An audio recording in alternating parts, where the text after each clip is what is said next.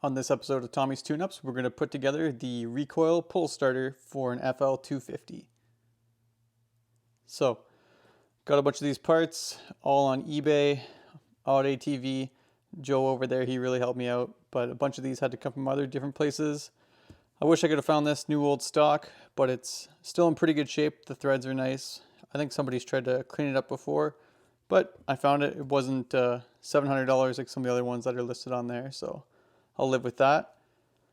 Our rope pulley, there's a part number for it. I found this new old stock, got pretty lucky there. And same with the main spring.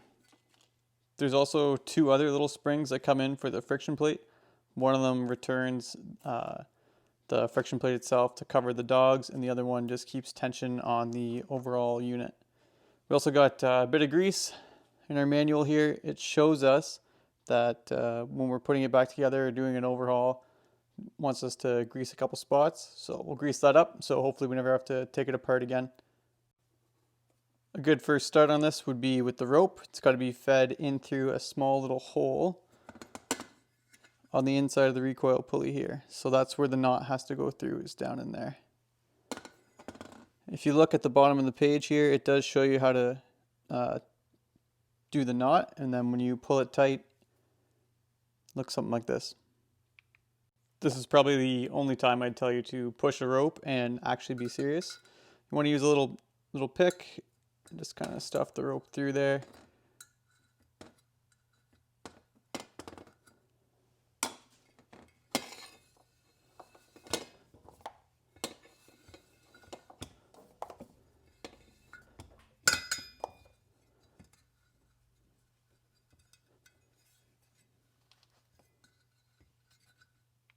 Once you get the knot pulled through and tucked away all nice, you're going to want to put the rope on in this direction here. So I guess that would be the clockwise direction.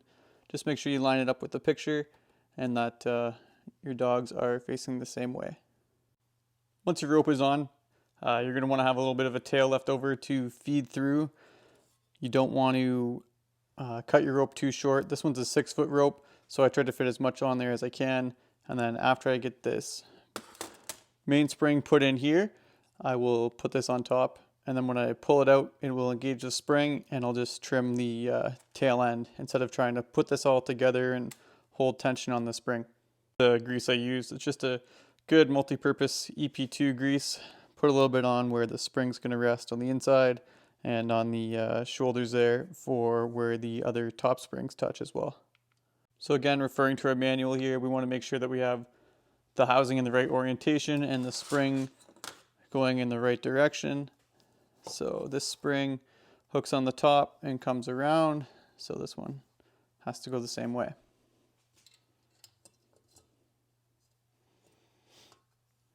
So there's a nice band around this because it's an original spring. I'm going to try and just cut that band, hopefully, and it will stay in there. Fingers crossed. So to try and cut the wire and to keep the spring wound in there the correct way, I've just got these C-grips on the outside with a bit of paper towel on the back to protect the paint, but can't cut this with only one hand, so here we go. Great success. Definitely the easiest way to put these springs in is to make sure that they're held down and then just cut the outer wire off, pull it off, and when you undo your clamps, it just kind of comes out nice and stays in there. All greased up.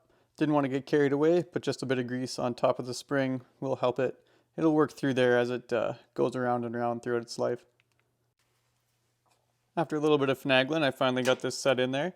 You got to make sure that this little clip engages with the spring below, and then you want to make sure also that you just have a little short whip of rope left, so when you do pull it, it still comes back, and there's lots of rope on the reel there. So up next is this little washer piece that goes in there. Same thing, a little bit of grease both sides. This piece doesn't actually look the best, but it's very hard to find these little parts, but I think this will work. It's still going to do for what I need it to do.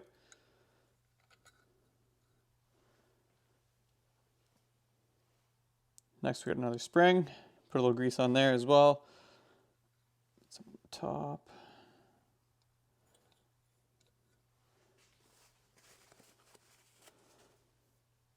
put the dogs in. I'm just gonna smear a little grease on the back of each one of those.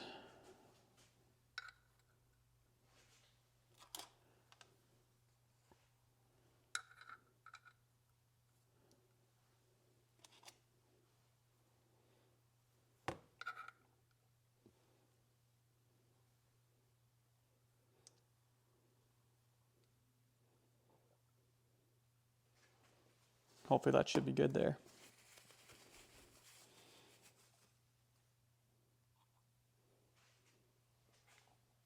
Then we have this crazy little spring. So there's a little tab on it as well, or not a tab, but just like a turn down. That has to sit in that bottom washer.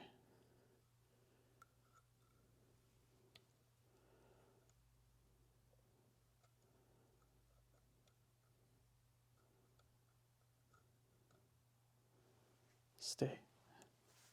It's pretty finicky to try and get this friction plate on as well.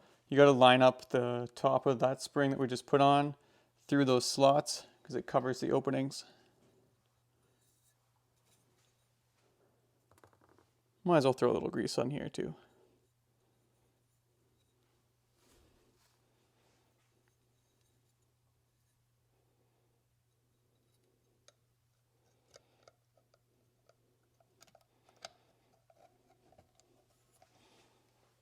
Perfect. Hold that down, our clip popped in place. A bit more grease on the back of this washer. A lock washer. And our nut. Now these threads are pretty delicate, but again, it's kind of the best one I could find. They'll work. I just had to chase them with a thread chaser before I started this. When you get it all together, you don't want to go too crazy on the nut. Just want to make sure it's tight and make sure that the spring comes through so that way when you pull it, it engages the dogs to come out. You want to make sure it works nice and smooth.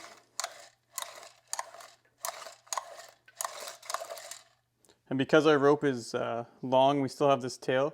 You want to feed it through your boot and the guide nut as well. This is the piece that bolts onto the engine and actually engages with the starter. So line it up. And if you can see there, the dogs come out and engage, turn this, let it go, spins away. I'm still waiting for the nut to go on here, but looks good with the boot on. Works well. This thing's gonna get a workout. So I want to make sure that you keep it serviced and you want to make sure you get all the boots and everything too, and a new gasket. For when you're putting it on, you want to make sure it stays clean and dry in there. And you definitely want to have your guide net because the end of your pull handle seats on here. And then just from the position, the way it sits on the machine, you don't want water to run down in there and then all your cover and spring will be rotten. It's a thing of beauty when it's all done. It's a shame it costs so much. But definitely if your bike doesn't have one of these or your Dune buggy doesn't have one of these, you know, they're really hard to find. And if you don't have it, it's a parts bike or parts unit. So if you're going to go this way and you're going to restore your original engine, it's worth the investment. But just be prepared to spend upwards of $1,200 on something like this. Hope you enjoyed this episode of Tommy's Tune-Ups. We're going to continue on with our FL250 restoration. This was just the first start, and it's a good start.